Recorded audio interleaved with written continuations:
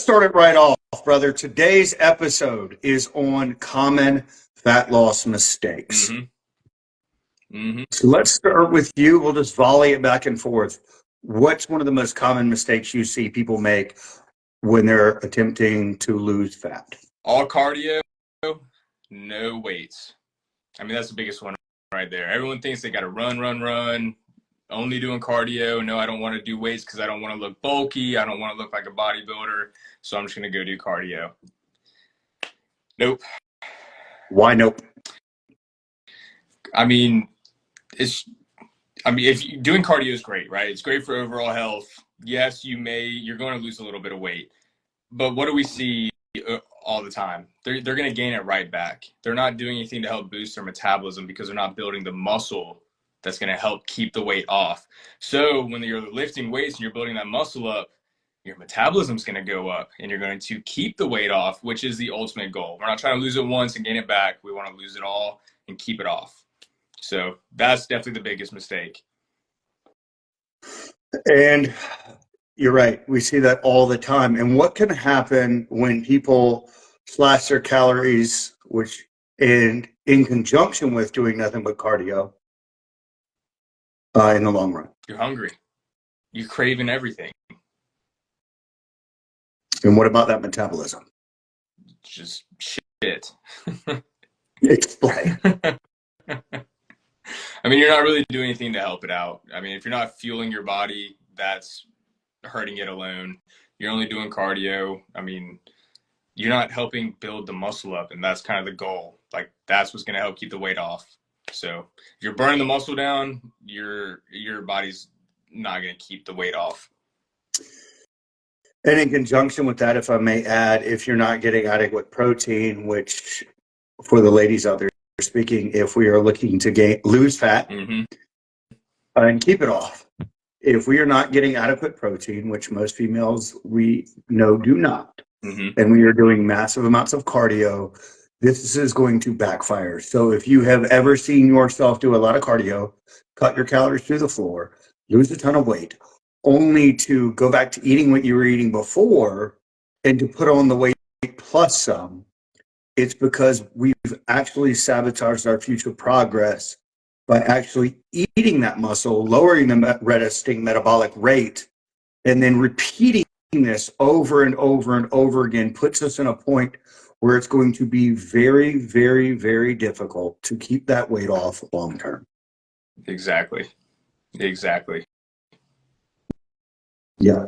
And that's like that's kind of a crazy idea for them, right? Like, they got to eat more protein. So in their mind, like, oh, I'm eating more. Wait, but I thought I had to eat less. No, like, yes, you will eat a little bit more, but it's going to be the right stuff, and it's going to be the stuff that's going to fuel the muscle.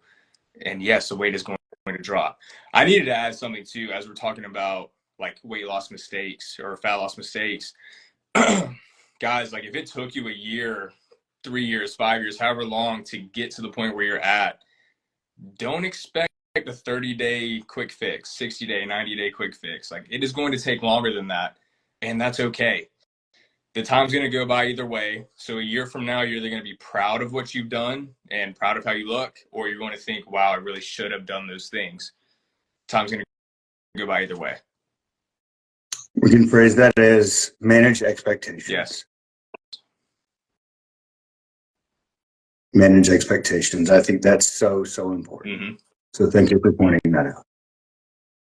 Have both 39 years.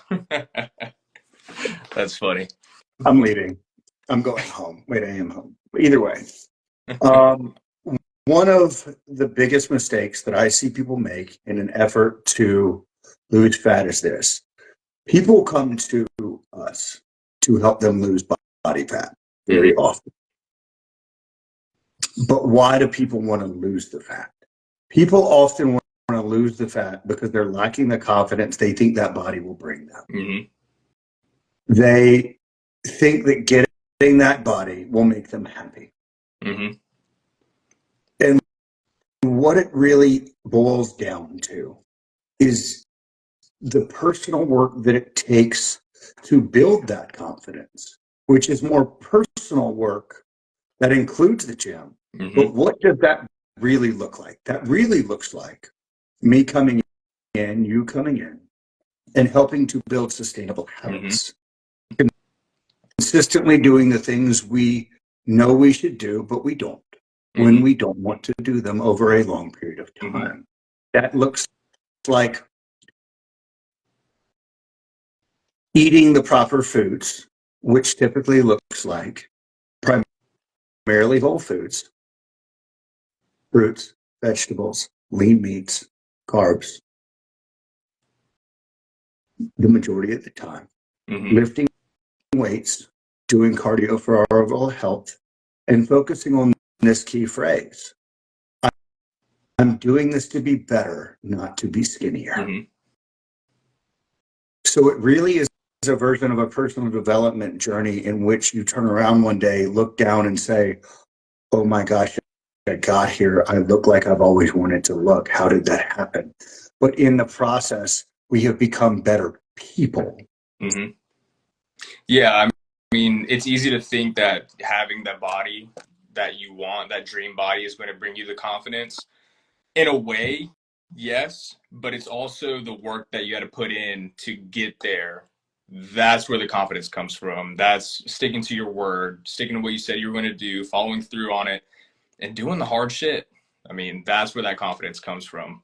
Yes, it's great to look good in the mirror, look good at the pool, but that's not where the confidence comes from. It comes in from the action. The confidence is a byproduct. Yep.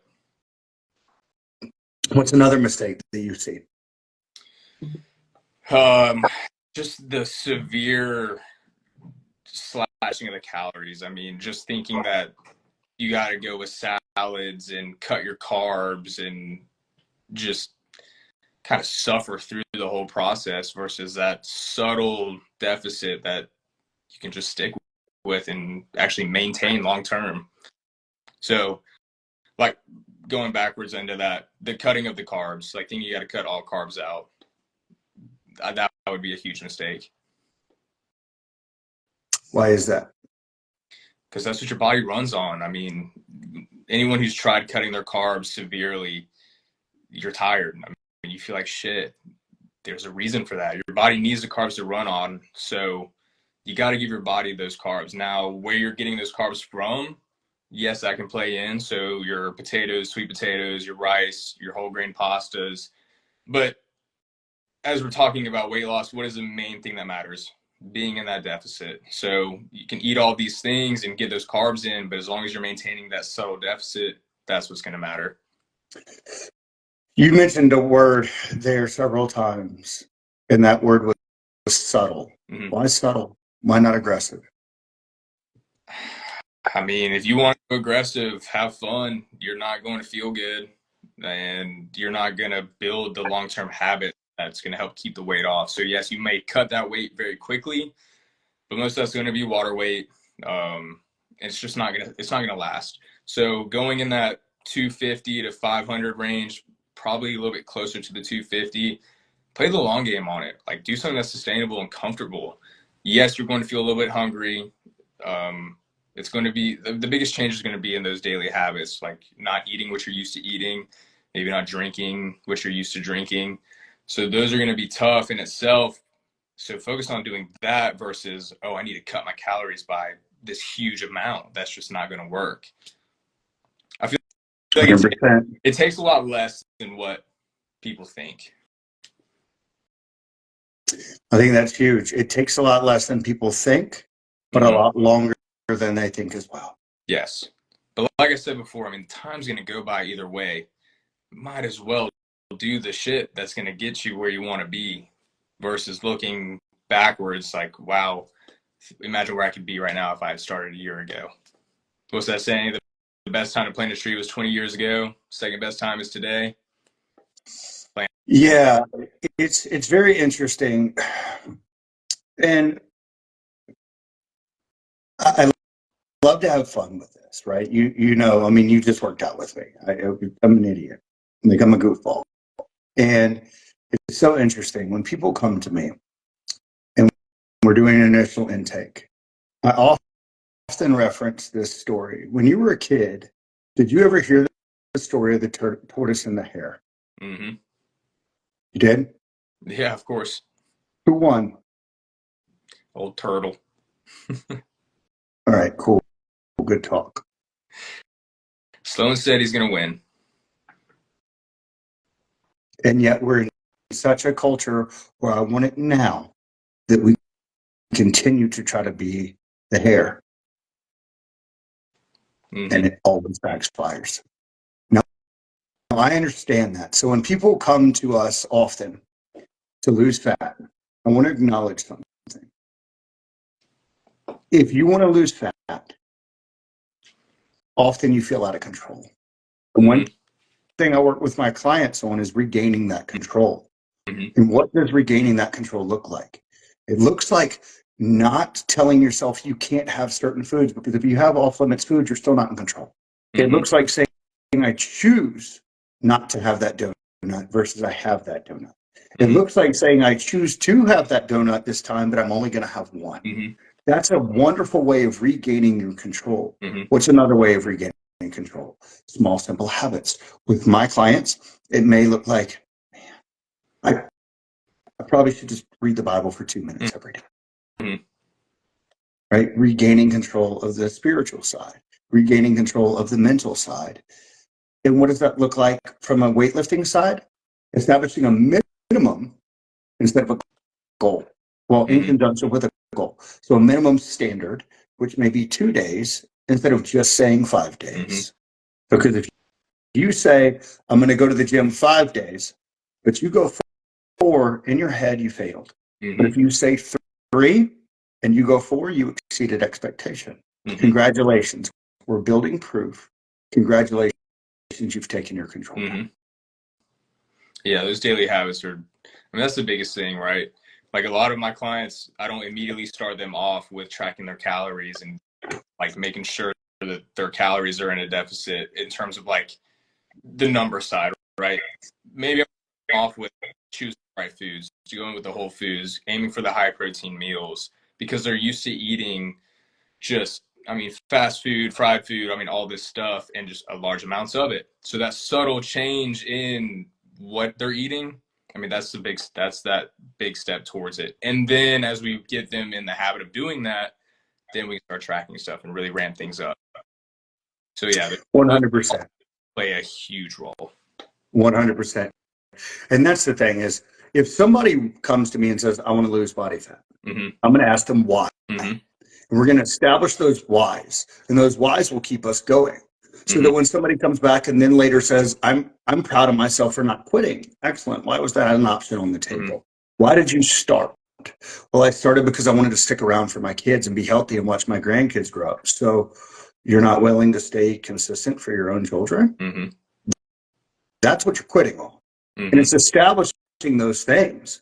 And yeah, is that harsh? No, I don't think so. No. It's called personal responsibility. And if somebody doesn't want to have personal responsibility, I'm not their coach. Number 2, when people come to us, they often want fast fat loss. And I'm going to say this for both of us. If you want fast fat loss, I'm not your coach. No. You've done that before. It didn't work. It's time to do it slow and steady. Boost your metabolism. Understand what works for you long term. And if you want somebody to help you with that, we got you. If you want fast fat loss, go try carnivore again. Right.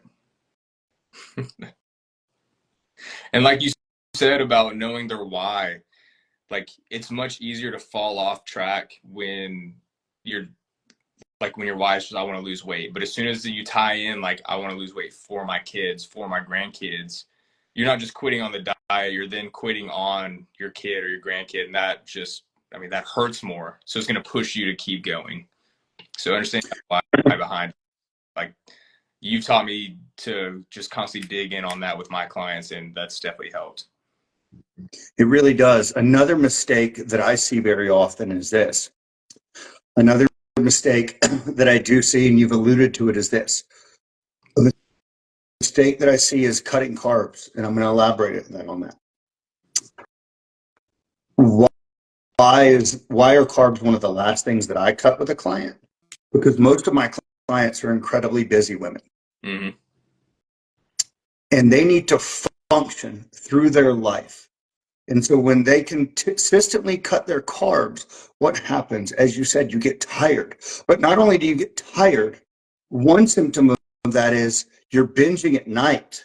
Your hunger cravings are out of control, and we love to blame it on a sugar addiction. I'm going to go ahead and tell you this right now. You are not addicted to sugar. I don't know anybody that if I put a bowl of white refined table sugar in front of them, they're going to snort it. Right. Stop it. You've cut your carbs too much. You have an emotional tie to that food, but you're not addicted. Now, highly palatable foods, i.e. sugar, salt, fat, and a slick mouthfeel combined, pretty impossible for the brain to resist. But sugar itself, you are not snorting pixie sticks. And yes, I came in harsh on that one. But I do, you're not. Yes, it has a dopamine hit.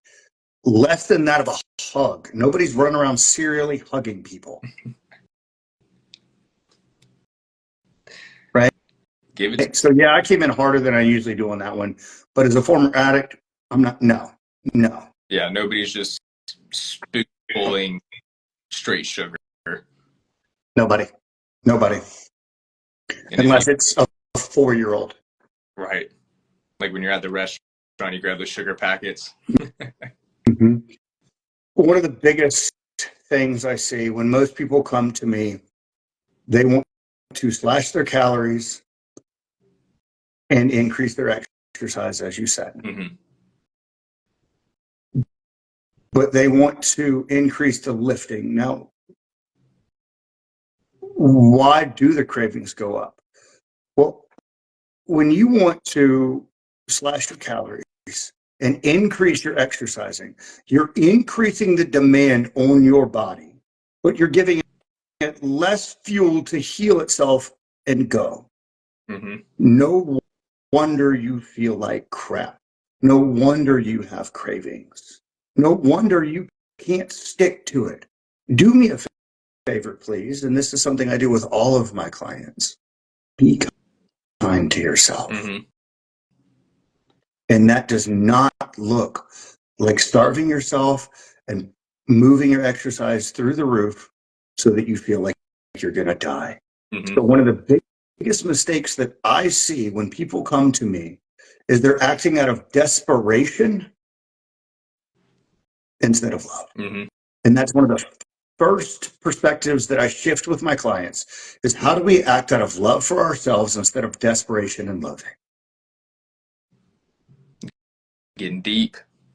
But it's what matters. Yes.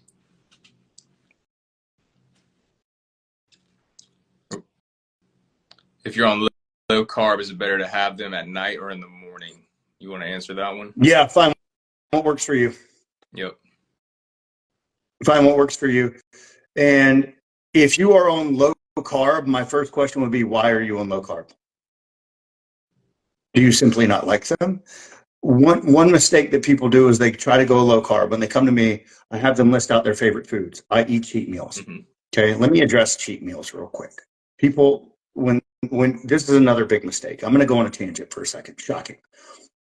When someone comes to me and says, I'm going to have a cheat meal, the only way to have, I help them reframe this. I'm going to have a cheat meal. Okay. The only way you could have a cheat meal is if you're married or in a committed relationship and you eat that food naked in bed with somebody that's not your spouse. Your salad does not give a crap if you ate French fries. So let's stop vilifying foods. Integrate the foods into your diet that you love so you're not craving them and you don't binge on them. There is a reason that Girl Scout cookies in 3 months outsell Oreos for the entire year. It's because we're not allowed to have it. You have the lesson. It's time to do it better. Now, back on track. If you're low carb, is it better to have them in the night and the morning? Find what works for you. Number 2, ask yourself if some of your favorite foods are carbs. Why are you low carb? Because that doesn't sound sustainable. Number 3, if you have a coach and they put you on low carb, ask them why. When we know that actually moderate carb diets for long-term adherence far outperform low carbohydrate diets. Because remember what actually matters. just being in a deficit. You don't have to slash your carbs to be in a deficit. Nope. And I would say what matters as well, being at a deficit, keeping your protein up. What can you stick to? Mm-hmm. Yeah, what works best for you? What works better for you? Yeah. So let's go ahead and give people some like tactical advice. If we had somebody who's wanting to start their fat loss journey today, what are we going to tell them that they need to stick with and do? Step one, I'm going to ask when somebody comes to me and says, I want to lose fat, I'm going to ask them why. Okay. So write Number down. two, write down your why. Write down your why and ask yourself that 5 times. You got to get deeper than I want to look good in a bathing suit. Though that is a good reason, it's probably not enough to keep you motivated. If the why that you're writing down has failed you before, you got to go deeper. So with going deeper, whenever you write that answer, underneath it, write why again. And keep doing it and keep doing it, and then you'll get to it. Be an overgrown toddler. Why? So step one, figure out your why. I thought step one was cut a hole in the box. But step two, write down, this one's going deep. Now, this is my style. You know this. For me, step two is write down the identity of the person you want to be. What do you mean, Matthew? What does the person that you want to create look like? What do they behave like? Now, very often people don't know.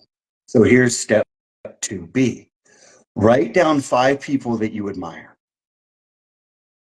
Write down the traits about them that you admire. Use those traits to create the identity of the person that you want to become and start aligning your actions day by day with those things. How would this person that I want to become, future me, better me, approach this?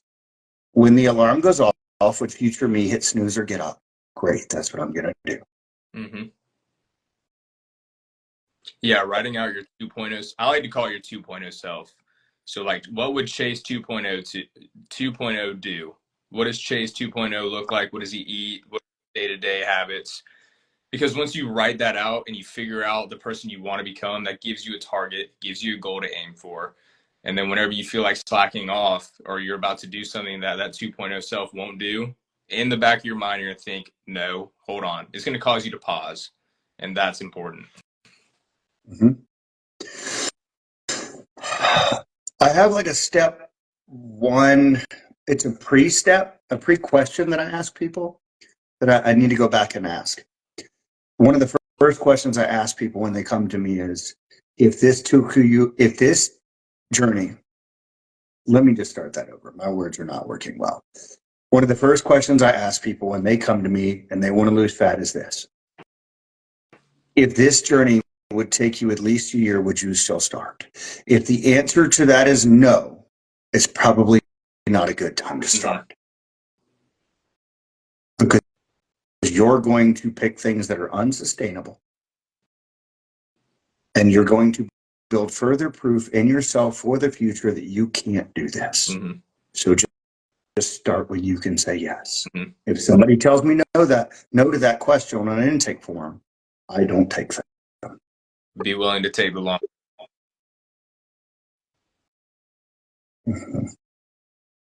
Cool deal. Next step in as far as workouts go.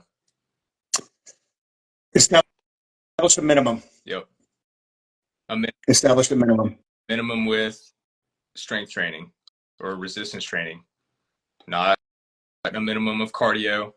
Sure, yes, add in cardio. Cardio is great for overall health, but get that minimum of strength training. Get an idea of what you're going to do in the gym, i.e. a program. Have your plan set up. That way you know what you're doing as soon as you walk in. You're not having to guess. Go 2 to 3 times a week. Now, I love that. A lot of people don't like the term minimum, so let's rephrase that into set a standard. What does that mean? That means we don't want to hear what your goal is. Goals matter. But when I'm establishing with a client what a minimum standard for their workouts looks like on their journey, what I mean is this: when life is at its craziest, when the kids are on spring break, when you're traveling, when one of the kids is sick, what is the minimum amount of workouts you can commit to that week? Mm-hmm. That is now your minimum. We don't miss minimums. Mm-hmm. And establish a goal.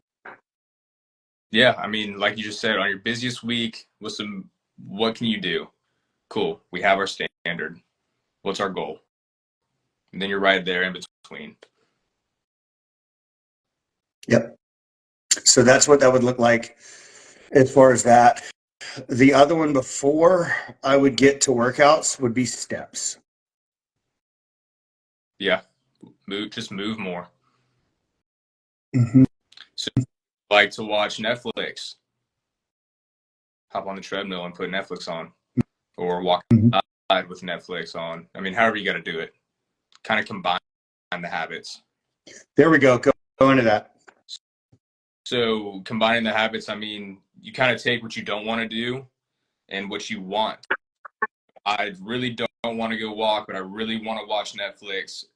I'm going to, like I said, I'm going to watch Netflix while I walk. So it's going to make that walk a little less shitty. It's going to help me enjoy it a little bit more, and just keep doing that. And then you'll start falling in love with the walks.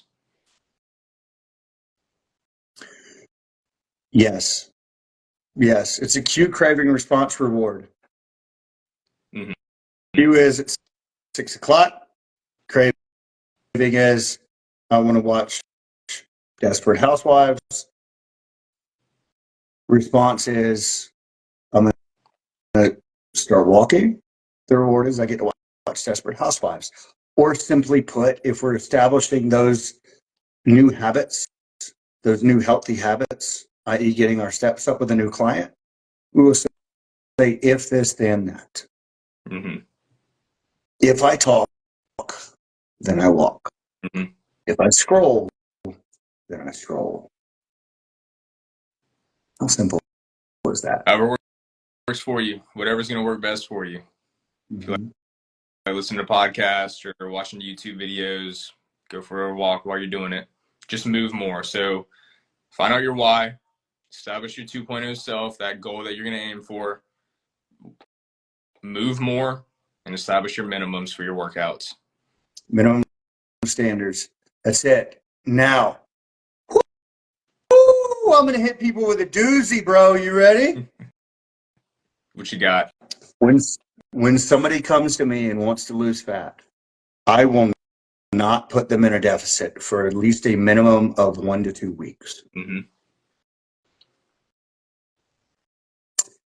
I need to figure out their maintenance. Mm-hmm. Maintenance, for those of y'all listening, is where you're not gaining or losing. It's a massive step that most people miss. Mm-hmm. Why do I put people when I get them into maintenance? Well, how am I supposed to know what sort of deficit people are in if I don't know their baseline? Mm-hmm. So when I get a new client, I just eat what you normally do. I just want to see what you do. I'm not going to make any suggestions because I can't make a suggestion for a new client until I know what their baseline is. In the same way, if you hired a financial advisor and they gave you financial advice, but only knew what your income was, but not your spending, you would probably fire them. Mm-hmm. So we established a minimum, then we slowly tweak the diet, putting them into a deficit. We stay there till they lose maybe 10 to 15% of their body weight, and then we move it right on back up to maintenance. One of the biggest mistakes people make is never finding out their maintenance. So they never know how much of a deficit they're in.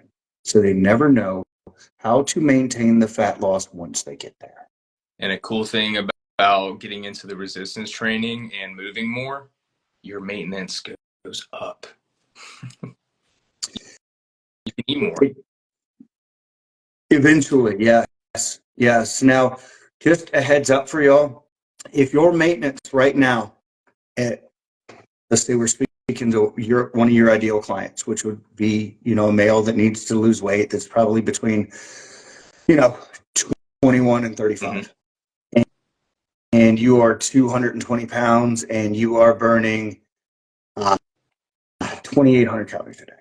When you get down to 200, your maintenance is naturally going to drop because your metabolism drops because you've lost a body weight. So you're moving less weight day to day. And by keeping your protein intake up, which Chase will do with you, will keep your metabolism from dropping quite as much. And then over time, you'll gain more and more muscle, and hopefully you will eventually be able to burn that many at rest as you did when you were your heavier self. That's a big mistake people make, and I know you're really good at helping them with it.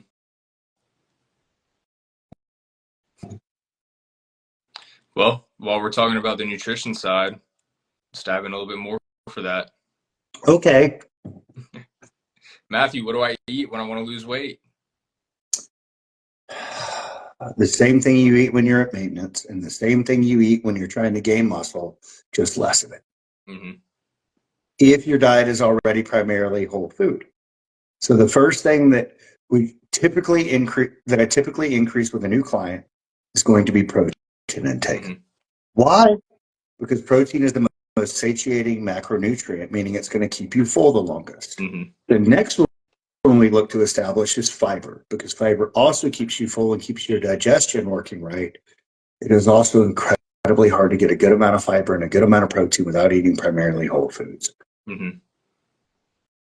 Change those two things, and odds are you're probably going to hit your goal. Yeah. And like you said, with it making you feel full, more full and full longer, you're not going to snack as much. So there's another one. Eat at meals. Let's just go ahead and eliminate snacking. Make your meals bigger. Yeah. Or if you do like to have the occasional snack, I love this analogy. Like, if you want your marriage to work, don't keep a hooker in the spare bedroom.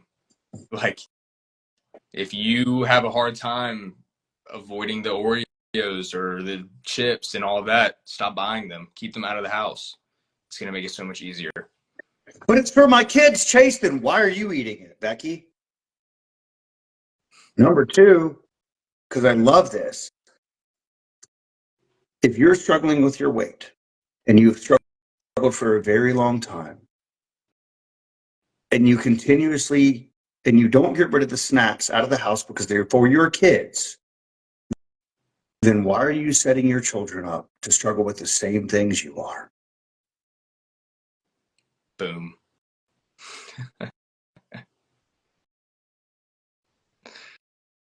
Yeah.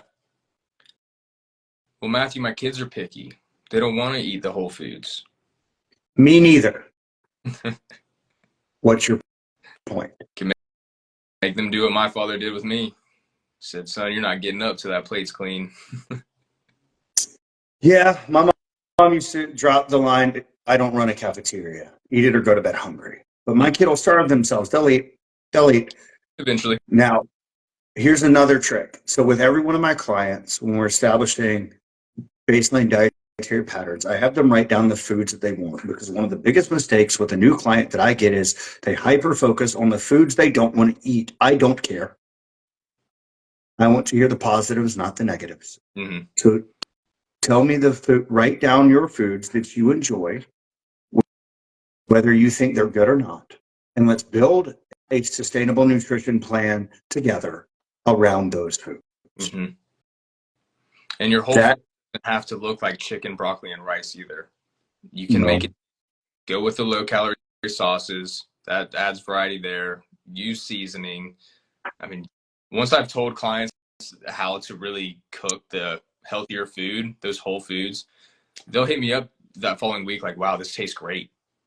Like, I love this. Like, yeah, it does taste good. You just got to know how to cook it.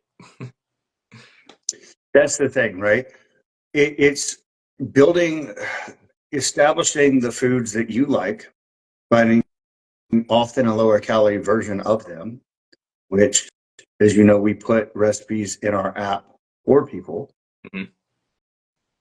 you can lose weight eating lasagna and burgers and things like that. They probably just aren't going to be the bulk of your diet, but you should probably still incorporate them Mhm. because that's what life looks like. That's what real life. It's so interesting when a client comes to me in a weekly check-in and feels so guilty over eating cake at a birthday party. That's what strong, happy, and healthy looks like, is enjoying cake at a birthday party. Mhm. So as soon as we can go ahead and understand and embrace the fact that life includes cake and you can still reach your goals too, the sooner you'll find sustainable results and the sooner you'll get there. It's doable. I Just go, don't mean every yeah, you day. go with one smaller slice versus 4 huge ones that you might normally do. But that just ties back into those habits. So back to the kids, because I'm exhausted today. So I'm going down more rabbit holes than normal. What does that trick look like for your kids? Well, write out little squares, grid squares, right? Have your kids write down the meats they like, the carbs they like, the vegetables they like, and the fruits they like. And then align those with yours, and we're getting somewhere. Mm-hmm. So the other thing to understand is there's going to be things, if you are struggling with your weight and you have for a while, understanding how to build a balanced, let me rephrase this. If you are looking to lose body fat and you have been wanting to do so for a while and you have children, understand that you will never succeed if you are cooking totally different meals for your kids and yourself. Mom, you don't have time. Mm-hmm. So it's crucial to find things that everyone can eat. It might just be a more nutritious version of the things you were already eating. Well, then you're also passing on the healthy eating habits to your kids. So, yeah, do it. Mm-hmm.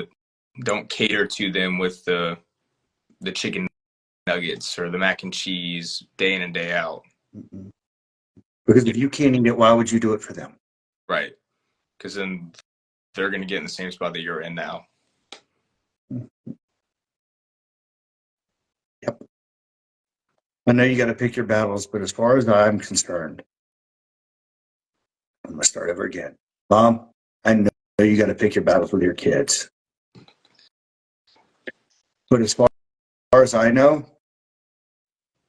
having your kids be strong, happy, and healthy and not struggle with the same food issues you do when they're adults is a battle worth picking.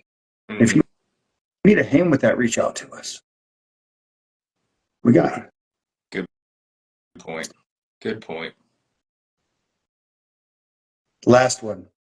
I do want to hit this. 80-20, 80-20, 80-20, 80-20. You heard me have this conversation with a client today.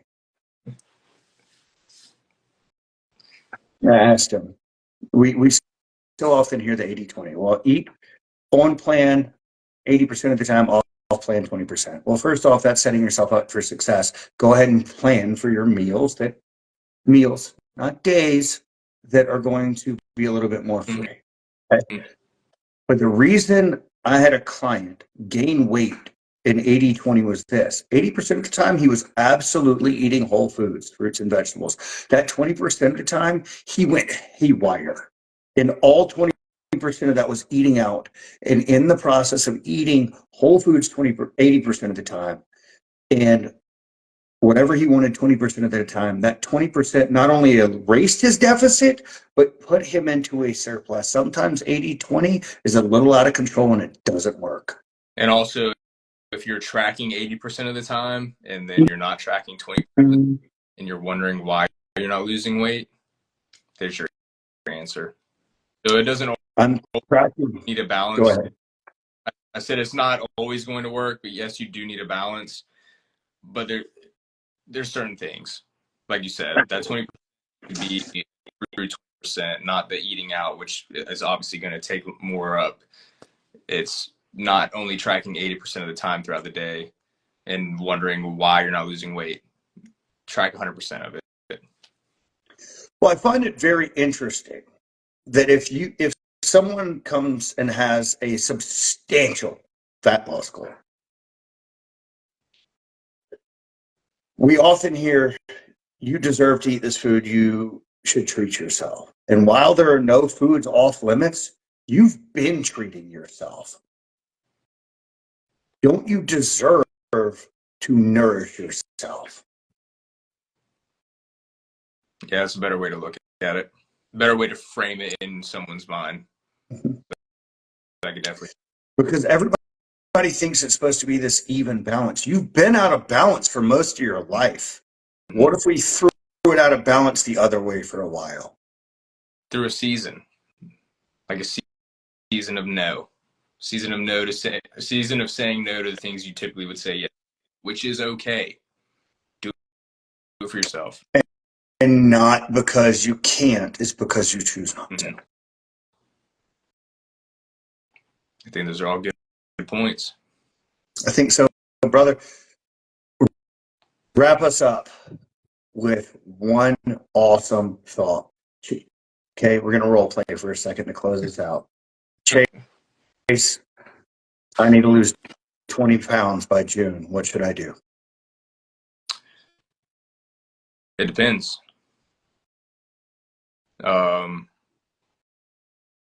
Like we said, you need to establish your minimum. You need to get a workout plan. You need to actually focus on the resistance training, not overdoing it on cardio. So set up your minimum 2 to 3 days of workouts, add in your steps. So when you want to watch Netflix, go for a walk while you're doing that. Put a focus on whole foods. Make sure your water intake is up. Try to limit stress and improve your sleep, and you should be good. Now by June, 20 pounds by June, extend it on a little bit. There it is. Yeah. There it is. It's April the 9th, and if you want to lose 20 pounds by June, unless you are severely overweight, just understand it's probably not going to happen. No. You can do it. It's not going to stay off. And you're going to hate every second of it. And then if you're willing to just absolutely and utterly suffer, okay. Like if somebody wanted to lose weight 20 pounds by June and they only needed to lose 20 pounds total, great. So what we're going to do is we're going to slash your calories through the floor. We're going to do nothing but cardio. We're going to leave all resistance training out. We're going to slash your carbs through the floor. You're going to feel like crap. Your sleep's going to go, ooh, I missed one. Telltale signs that you are over-exercising and under-eating. You are sluggish. You are tired. You have incredible sugar cravings. Your sleep is suffering. Your hair is thinning. You are irritable. And you're starting to get bloated. Your nails are getting brittle. All signs of being underfed and often over-exercising. If you notice these signs, one or more, increase your calories and decrease your exercise. I do this with my clients all the time. And shockingly enough, they all improve quickly. They feel better. And the scale actually starts going the direction they want it anyway. Mm-hmm. Sorry. I didn't mean to end us there, but that's exactly what I forgot that point because it's huge. People need to know the telltale signs.